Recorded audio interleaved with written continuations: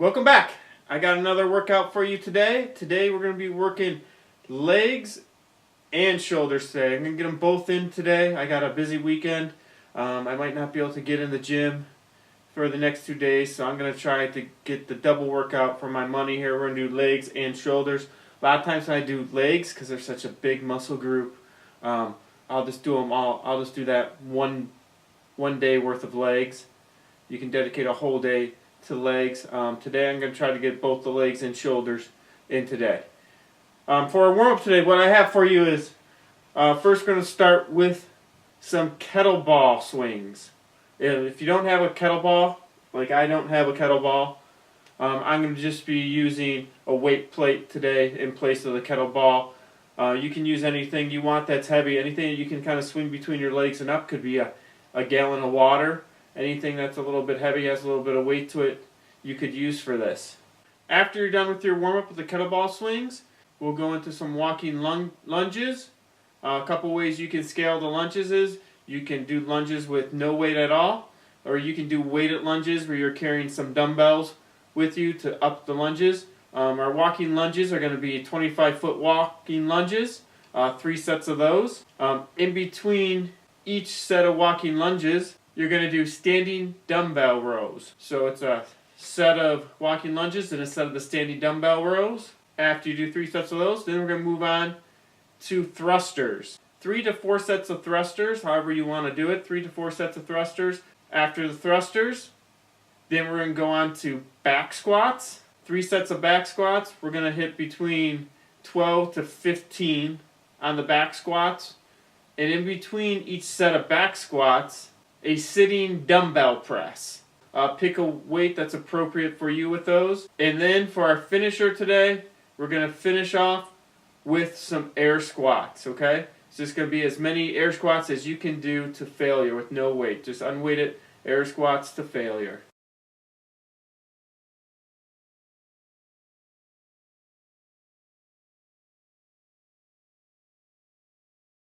I'm going to go through and demo some of the moves for you so you can see what they look like. Kettlebell swing, or as I'm using a weight plate swing. Going to grip it in the center. When I'm swinging, I'm getting those glutes, keeping the abs tight, and using those shoulders to swing all the way through. You want to swing to about 90 degrees and let the weight bring itself back down. Bring it up again to about 90.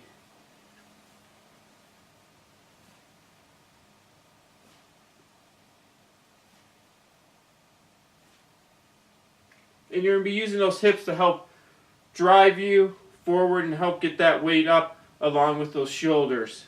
Then you'll have the walking lunges. On the walking lunges, make sure that you're keeping your shoulders back. You can go down to either your knee just taps the ground or just till it's about 2 inches off the ground.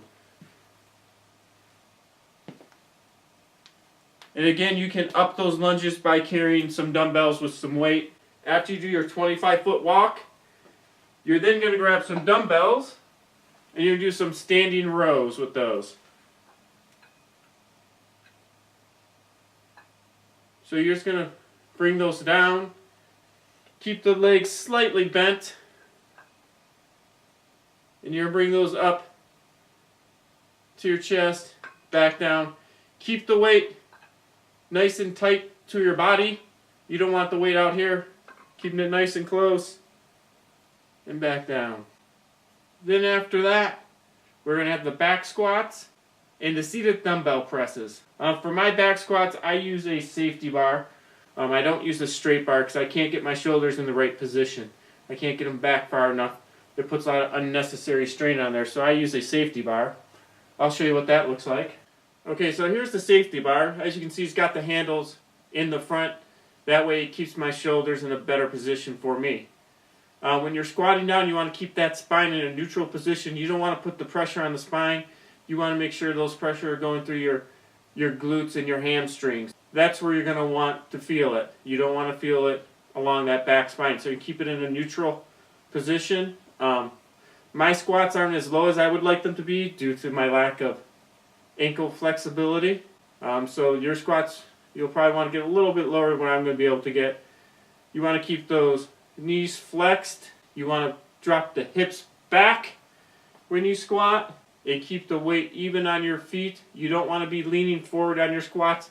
That will put unnecessary weight onto those knees and lead to some bad problems. Keep your feet about shoulder width apart and keep them turned out just slightly.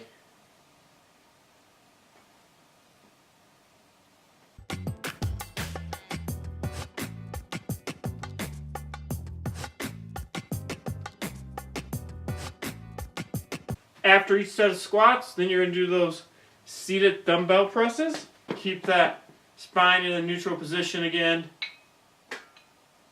Start with the weight right on your sides. Press up and together and slow back down. Then you're going to grab a barbell and you're going to do your thrusters. When you're doing your thrusters, you're going to keep your spine in that neutral position.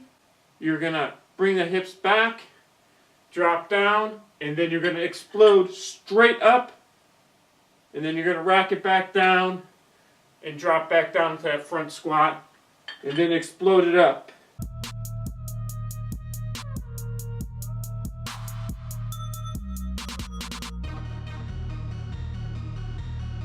And then for our big finisher, we're just going to do some air squats. I like to keep my hands out in front of me when I air squat. And we're just going to do as many of those as we can till failure. Let me know what you think of the workout. Put your comments down below. We'll see you soon.